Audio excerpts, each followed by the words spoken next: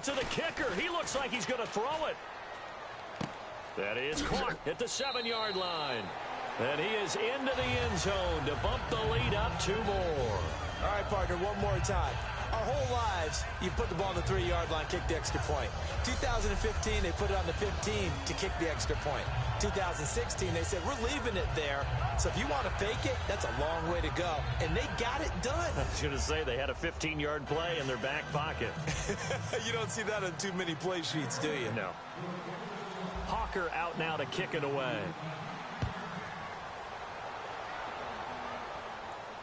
This fielded a few yards into the end zone. And with a new rule, that decision to bring it out will cost him about 5 yards as he only gets to the 20. And San Francisco gets set to go here. And what do you think goes on here in this situation? If you got the football, you're trailing, you're back in your own territory with just a little time. Do you try something? You're thinking about jump-starting your team, right? You just mentioned it. They're down. They're trying to get back into the game. But you got to figure, if something goes wrong, you may have put yourself in a spot where you may not be able to come back in the second half. Managing risk, this is a big decision here.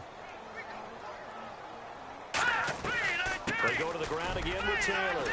And this will go as a short gain on what will be the final act of this first half. We have hit halftime. Still 2 more quarters to go. We'll take a timeout. We'll be back after this. You're watching the NFL, and it's on E. Well, we're going to let you off a little easy there, LR. Halftime interrupted, and we are ready to get to this third quarter. Both teams appear ready for the fight ahead, and we resume action here in quarter number 3. This is fielded at the goal line. And he'll take this one near the 25, call it the 26-yard line. Here comes the 49ers offensive unit as they'll have it first to begin this third quarter. They come out here with a 0 on the scoreboard. What was said in that locker room? That's what I want to know. I would love to have been in there because we often have the feeling that there's a lot of shouting, screaming, people upset. But typically, halftime locker rooms are a lot more clinical than that. And in this case, are they upset that the plays weren't working because of execution? Or did they think they were just bad plays to call? Yeah. We'll find out pretty quickly here if they felt like they had something going, but they just need to do it a little bit better or not. We'll find out. They'll say no gain on the play there. Now it'll be third down. After watching that play and result, I go back to when we sat with the offensive coordinator, Brandon, before the game and said, how... I'm not going to talk about...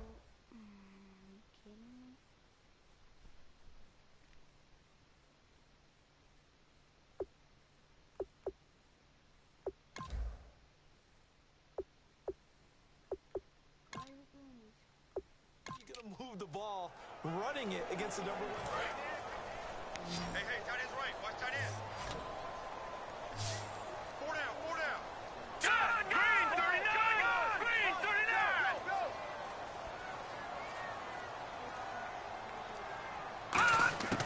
Out of the gun now on third down. Finding Gabriel complete. It's a 7-yard gain there, and it's good enough to move the chains. So he makes the grab, and the chains move forward. Nice job by the offensive line, giving them time to complete that first down pass. Here we go. Green, 39! Green, 39! They'll run it now out of the gun. And his rough afternoon continues. He's going nowhere again. No gain on the play. It'll be second down. No gain on that run, and while this team is down, they're not out of it by any stretch of the imagination. Maybe you just have to think about a different style of running in order to get this guy. Yeah, offsides, easy call, mark off the 5, and keep it moving. Offside, defense.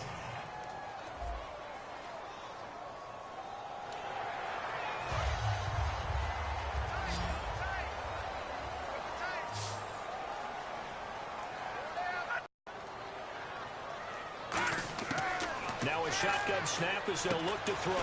Over the middle to Smith. Only 3 yards on the catch. It's third down. I know many people like to throw to the tight end, maybe in a little flexed out position because he creates mismatches with his size. But slot receivers do the same thing with their quickness, their speed, and their route running savvy. On 3rd and short. They'll try and pick it up through the air. And that is incomplete. Personal foul, roughing the passer, defense. So a big roughing the passer penalty, Charles, and of course that's 15 yards. And everyone knows how protected the quarterbacks are. You've got to make sure that when you launch at the quarterback, that you're hitting him in the right spot and in the right time. Here's the option going right.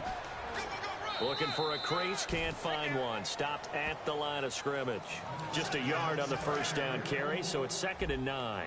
Anytime you decide to use your quarterback as a runner, most of the time when you design a play, you're expected to break a little bit bigger than this one, because when you run him on short gains, your risk-reward and him taking hits, I'm not sure that's the payoff they were looking for. It's a loss of 2, now 3rd down.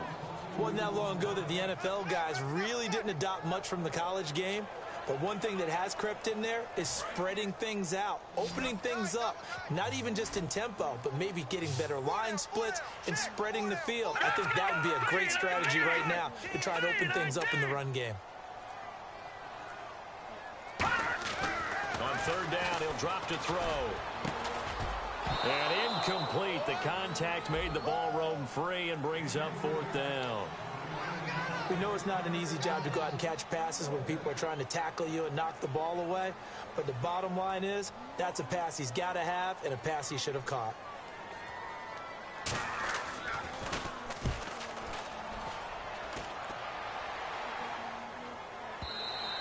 And problem spreading to the punt team now. This one goes all the way into the end zone on the fly, so that'll come back to the 20. A look at the offense now here, coming back out on the road for their first possession of the second half. They have the lead here.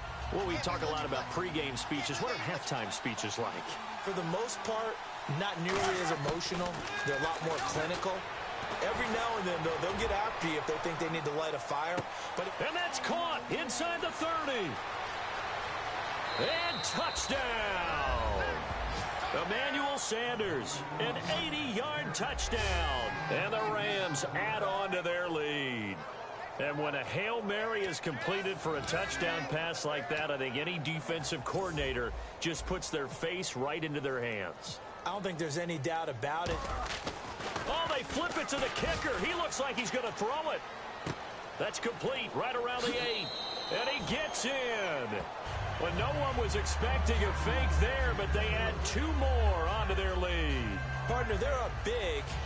They snapped the ball from the 15 for a regular PAT, yet they fake it and get it. Is the kicker's leg tired? What's going on here? I don't know, but defensively, now with this deficit, now you add 2 more onto that. They fake the PAT. That stings a little. It definitely stings, and I know the guys that I played for, they wouldn't be as mad at the opposition as they would have been at us for allowing that to happen. Free kick out of bounds. Kicking team. So bad mistake there by the kickers. The ball goes out of bounds.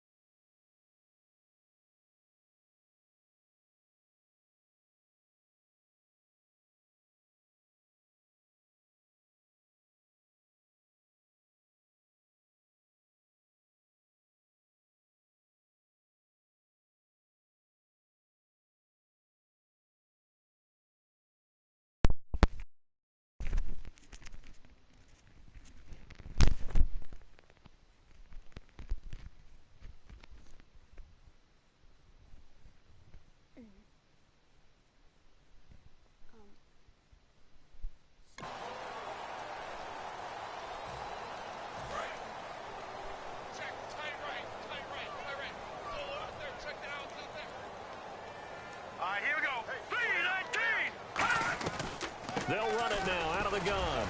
And there just continues to be nowhere to run. He's bottled up again at the line of scrimmage. O'Brien Schofield in to make the stop. And the evidence shows last week's game, it's really leaked into a second game now, Charles. What do you think of this? And it's a surprise, isn't it? Because when we spent time watching them practice, talking with the coaches, they felt like a bounce back was going to happen this week. They were very confident in the game plan, thought the defenses they would see would present great opportunities for big-time runs. We're not getting that so far. I don't know if it's the game plan or if they're just being overwhelmed by the defense they're facing. Now on 3rd and long, they'll look to throw. And this is going to be incomplete. The target that time was Kevin Taylor, and that brings up 4th down. It's a tried-and-true formula, and I don't think it'll change for as long as we play football. If someone's trying to throw the ball and you can put pressure on them and make it tough, that's only going to help your defense. Yeah, he's since being hurried. He got rid of it before taking the hit, but incomplete.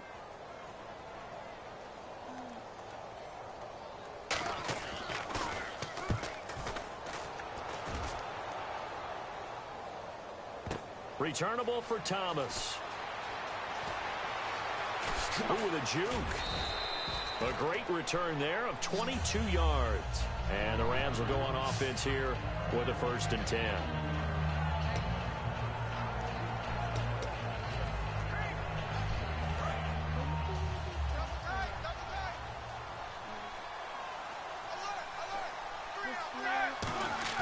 They go play action here on 1st down.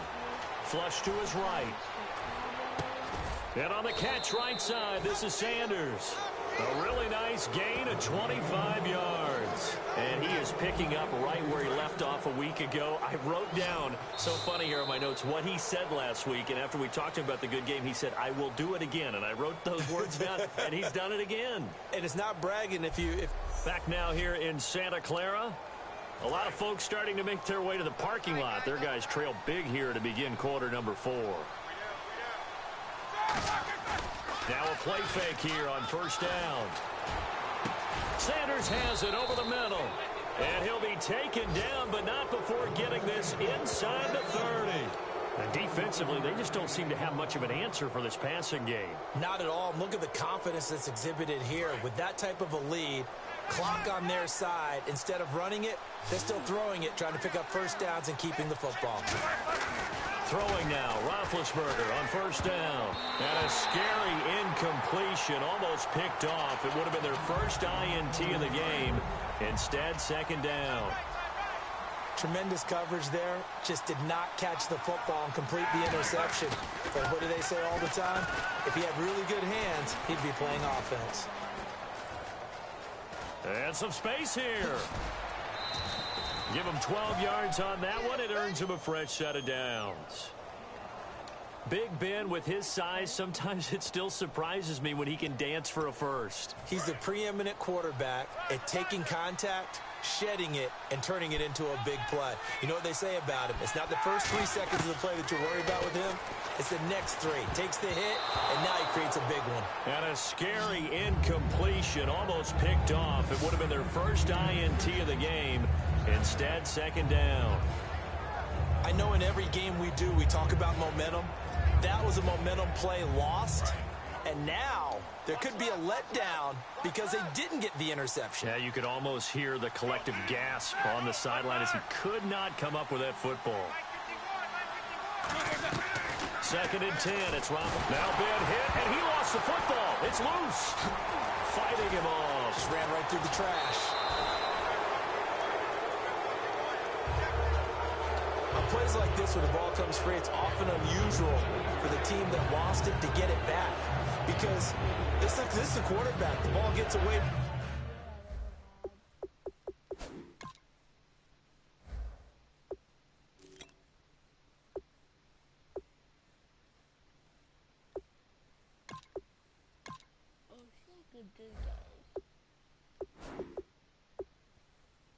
From him, everyone else is trying to execute what they're supposed to do on offense. They're usually looking in the other direction, downfield, or have moved away from him. In this case, though, a teammate is able to come up with the ball. Now they'll run it on the toss. And some room to roam now. And he'll get into the end zone. Touchdown, Rams. Stephon Taylor with his second touchdown of the game, 4th of the year. And the Rams add on to their lead. And he certainly played a pivotal role with those 2 TDs and why they're up on the scoreboard right now. Well, someone's all about winning, aren't they? Because he's not worried about the number. Sure, it's great to have 2 touchdowns. But the bottom line is what he's doing is contributing to their lead. He wants to continue to do so. Now Zach Hocker to add the extra point.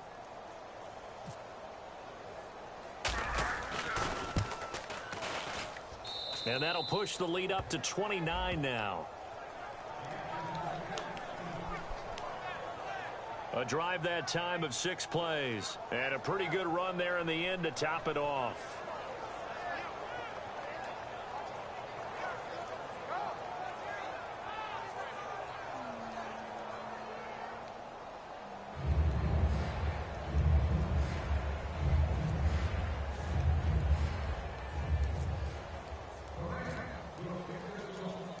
After the touchdown, now here's Hocker to send it away.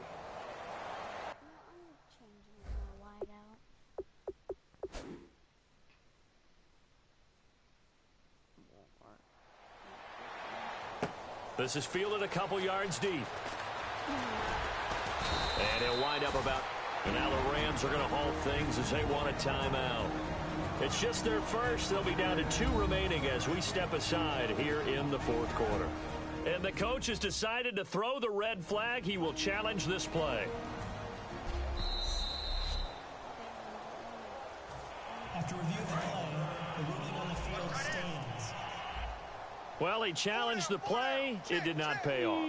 And that means he lost a timeout in that challenge. And as a coach, you hate that. Don't know if you took the advice of the player, you threw it yourself, but it didn't go your way. At the end of the day, it all comes back to the head coach. He has the final determination on whether to actually challenge the play or not. In this case, it didn't pay off for him. And that's got to be so heartbreaking. You throw that flag, you probably feel really confident, and then all of a sudden, boom, you lose the challenge. Yeah, when you take a look at it, you're throwing that flag because you believe you're going to be right. And when it comes back the other way, you have to regroup.